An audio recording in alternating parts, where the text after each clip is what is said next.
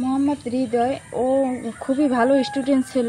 ও এরকম অবস্থায় ছিল না, খুব স্বাভাবিক অবস্থায় ছিল। 2.5 বছর আগে ওর আম্মু মারা গেছে। ওর আম্মু মারা যাওয়ার পরই ও এরকম। ওর আম্মু যখন মারা গেছে আমরা সবাই বাড়ি কান্নাকাটি করছি, কিন্তু ও কান্নাকাটি করতে পারে নাই। আমার স্বাভাবিক অবস্থায় বসে রয়েছে, কোনো কান্নাকাটি কিছু না। কিন্তু এরপর থেকেই ও এরকম হয়ে গেছে, কোনো কান্নাকাটি করে নাই। কোনো মানে মানুষের যেরকম একটা মানুষ মারা গেলে যে কান্নাকাটি করে, শোকাত হয়, ও ওইটা হইতে পারে না, আর ও করতেও পারে নাই। পরবর্তীতে এরকম হয়ে গেছে।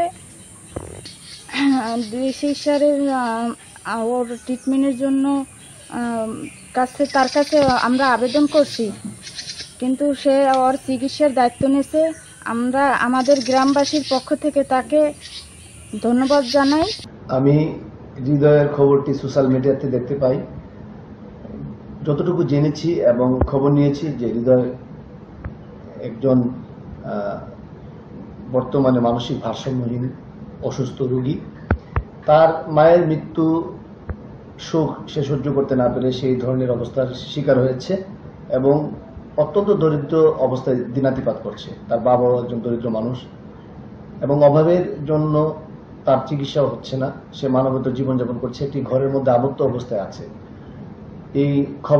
এই সংবাদটুকু পেয়ে আমি টিম পজিটিভ পিরোজপুরের সাথে আমি কথা বলি এবং আমি তাদেরকে সেখানে পাঠাই এবং হৃদয়ের যে মানবিক যে বিষয়গুলো সেগুলো আমরা দেখভাল করি এবং আমি হৃদয়ের চিকিৎসার সমস্ত ব্যয়ভার বহন করার দায়িত্ব গ্রহণ করি।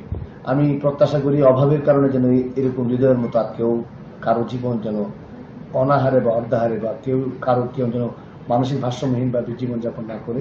এবং আমরা যারা সমাজে আছি এবং যারা বিত্তবান আছে এবং আমরা যারা আছি প্রশাসনিক বিভিন্ন কার্যক্রমের সাথে জড়িত, আমরা সকলে এই ধরনের মানুষের পাশে থেকে আমরা হৃদয়ের মতো যারা আছে আমরা তাদেরকে আমাদের সুস্থ স্রোতধারায় এবং আমাদের সামাজিক উন্নয়নের স্রোতধারায় তাদেরকে নিয়ে আসবো।